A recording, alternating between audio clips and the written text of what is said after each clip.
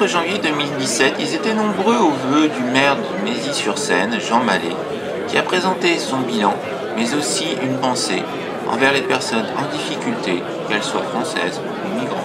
Je vais requérir votre attention quelques instants. Mais vous le savez, c'est toujours rapide, alors vous ne devrez pas souffrir longtemps. La nouvelle... Ah ben voilà. La nouvelle année est l'occasion de se rencontrer et d'échanger autour d'un pot. C'est avec plaisir que je vous accueille toujours aussi nombreux. Et je me garderai bien une longue énumération. Je citerai quand même quelques personnes que j'ai le plaisir d'accueillir. D'abord, monsieur le sous-préfet, qui nous fait le plaisir d'être avec nous ce soir. Notre député, Arnaud Richard. Notre conseillère régionale, Ghislaine Sonnet. J'ai vu Cécile Zamit qui est par là-bas. Ah oui, mais se cache derrière Thierry. Il faut mettre les grands derrière. Hein. Donc Cécile Zamit qui est conseillère départementale maire de Melan et Yann Scott qui est conseiller départemental et maire d'Ardricourt, le maire des Mureaux, le maire de Jusier, de Gaillon, de Chappet. J'en oublie peut-être, personne ne me souffle, donc c'est que j'ai dû faire le tour et je pense que Julien Crespo est en retard, mais ça ne surprendra personne. Voilà, la nouvelle année est aussi l'occasion de remercier tous ceux qui nous ont apporté leur concours tout au long de l'année écoulée, au premier rang desquels je veux placer l'équipe municipale et le personnel communal. Mes remerciements vont également vers les enseignants de notre école sous la direction de Géraldine Roy, vers l'équipe du centre de loisirs pilotée par Emmanuel Dupont, vers les associations méziacoises et voisines, vers les administrations, vers les entreprises qui nous ont apporté leur concours en 2016.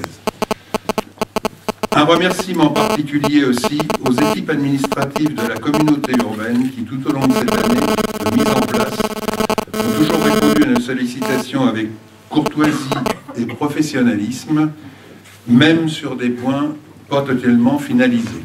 Et il y en a un certain nombre. L'année 2016 a encore été une année où le terrorisme a sévi, avec notamment le 14 juillet noir de Nice. Ceci nous a conduit à renforcer dans le cadre de Vigipirate un dispositif de sécurité autour de l'école et du centre de loisirs. D'ailleurs, on a été obligé de masquer un peu les poteaux pour que vous puissiez stationner ce soir. C'est déjà pas facile sur Mézy, mais alors si vous ne pouviez pas vous garer devant l'école, je crois que ça devenait une mission impossible. Année difficile aussi pour ceux qui souffrent du chômage, et la loi modifiant notre code du travail n'est certainement pas la meilleure réponse à apporter à toutes ces détresses. Au niveau de notre commune, malgré les baisses répétées des dotations de l'État, nous n'avons pas modifié notre fiscalité, tout en achevant un important programme d'investissement pluriannuel. En février, nous avons pu ouvrir l'extension de l'école avec un secteur maternel tout neuf, 3 nouvelles classes, une vaste salle de motricité, un dortoir et une cour indépendante. Pendant les vacances d'été, nous avons rénové une ancienne classe maternelle, dorénavant dédiée à l'élémentaire. Ces travaux ont été financés par l'État, la région et le département, mais pour une bonne part aussi par la commune, sur emprunt et sur fonds propres. La place du port au Foin, comme son nom l'indique le long de la Seine, a fait l'objet d'un aménagement paysager avec réfection de la rue du Port et du chemin de halage. Cette place, avec sa qualité environnementale et ses équipements ludiques, est un lieu privilégié de promenade très fréquenté au beau jour par les Méziacois, mais aussi par bon nombre de promeneurs de communes voisines. Et c'est avec plaisir d'ailleurs qu'on les accueille. La salle des fêtes où nous avons le plaisir de vous accueillir ce soir a fait l'objet d'un relooking alliant esthétique, isolation, accessibilité et sécurité. Ces 2 opérations, salle des fêtes et port au Foin, ont été réalisées dans le cadre d'un contrat rural qui, rappelons-le, est financé à 45% par la région et à 35% par le département, le reste étant financé par la commune. Par ailleurs, nous avons rénové les cheminements d'accès autour de la mairie avec une mise aux normes de l'accessibilité du bâtiment. Ces travaux ont pu être effectués avec une aide de l'État. 2016 a aussi été marqué par la mise en place de la communauté urbaine Grand Paris Seine-et-Oise. Je ne m'étendrai pas sur les difficultés légitimes rencontrées au cours de cette année et des errements auxquels nous sommes encore confrontés, sur la voirie par exemple. Nous avons dans nos communes des projets de réfection de voirie. Comment vont-ils être pris en compte? Quand? Nous n'en savons rien pour l'instant. Par contre, nous commençons à avoir une idée de ce que nous allons devoir débourser chaque année dans nos communes en reversement à la communauté urbaine. Je pense que ça a été le cadeau de Noël, puisque ça arrivait quelque chose comme le 24. Non, il faut pas en arriver là, Gisèle.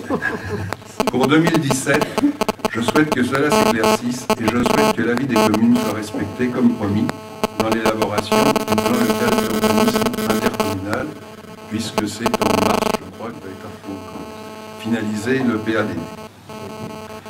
Que sera cette année 2007? Sans lire dans le mar de café, je peux dire que le premier semestre de 2007 sera celui des promesses.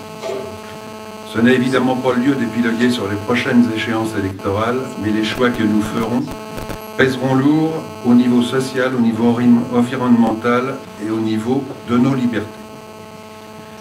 À Mézy, après les fortes réalisations de ces dernières années, et notamment de 2016, nous allons nous calmer un peu, nous allons discuter de nos projets dans le cadre de l'élaboration du budget, c'est-à-dire que j'en dirai pas beaucoup plus pour ce soir. Ce que nous pouvons d'ores et déjà annoncer, c'est que la réalisation des actions prévues dans notre agenda d'accessibilité programmé va se poursuivre cette année. Après ces quelques mots, j'avais promis d'être bref, je le serai, donc il me reste à vous souhaiter à tous et à toutes une bonne année 2017, une bonne santé et la réussite dans vos projets. En ce début d'année, j'aurai une pensée particulière pour ceux qui souffrent de la maladie, de la pauvreté et à ceux qui connaissent l'isolement, parmi lesquels un certain nombre de Méziacois. Mais je pense aussi à tous ceux qui ont dû quitter leur pays, parmi lesquels 110 sont dans notre commune, dans l'attente de savoir ce que sera leur statut demain. Je vous remercie.